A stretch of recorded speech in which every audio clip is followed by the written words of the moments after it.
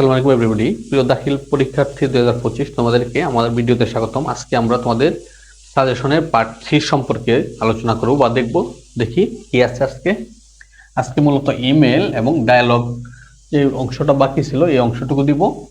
ইমেলের মধ্যে দেখো কি ছিল, এটা তোমার ইনফর্মাল লেটারের সাথে থাকে ইমেল, দুটা থেকে যে কোনো একটা থাকে। যেহেতু গত পরীক্ষাতে বা গতবার 2024-এ ইনফর্মাল লেটার আসছিল, এবার ইমেল আসার পসিবিলিটি খুব বেশি।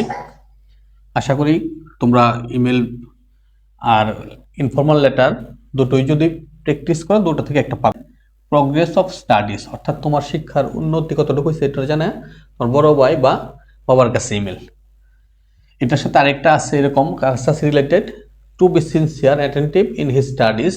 দ্যাট মিনস পরীক্ষার মনোযোগী হওয়ার জন্য, পড়াশোনায় মনোযোগী হওয়ার জন্য তোমার ছোট ভাইকে একটা ইমেল এরকম আসতে পারে। থ্যাঙ্কিং ফ্রেন্ড ফর হসপিটালিটি, বন্ধুকে তার আতিথেয়তার জন্য ধন্যবাদ দিয়ে। আমি ছোট ছোট করে লেখার চেষ্টা করছি, পূর্ণাঙ্গ লিখতে পারি নাই জায়গার সমস্যার জন্য। তারপর হচ্ছে রুট অ্যাক্সিডেন্ট সম্পর্কে তুমি কি লিখবা, ইমেল লিখবা। তারপর হচ্ছে not to use mobile phone ব্যবহার না করার জন্য ছোট ভাইয়ের কাছে ইমেল করবা। কন্ডোলিং ফাদার ডেথ, পিতার মৃত্যুতে সান্ত্বনা দেয়া। তারপর হচ্ছে ইম্পর্টেন্স অফ ফিজিক্যাল এক্সারসাইজ, শারীরিক ব্যায়ামের বা কসরতের গুরুত্ব সম্পর্কে ছোট ভাইকে ইমেল লিখবা।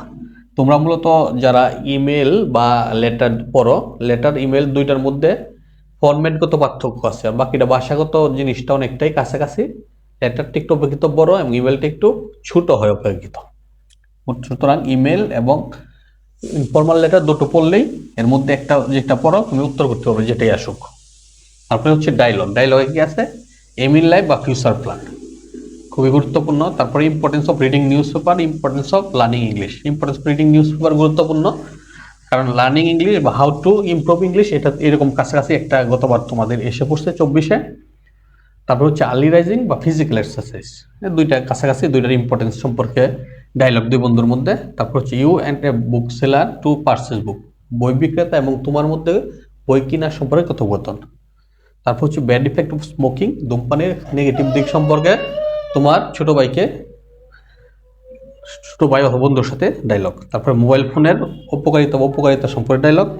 তারপর হচ্ছে শহরের জীবন এবং গ্রামের জীবনের মধ্যে সুবিধা অসুবিধা এবং ডিসঅ্যাডভান্টেজ অ্যান্ড অ্যাডভান্টেজ সম্পর্কিত। তারপর হচ্ছে ট্রাফিক জ্যাম সম্পর্কিত ডায়লগ। ওকে প্রিয় শিক্ষার্থী, ধন্যবাদ সবাইকে।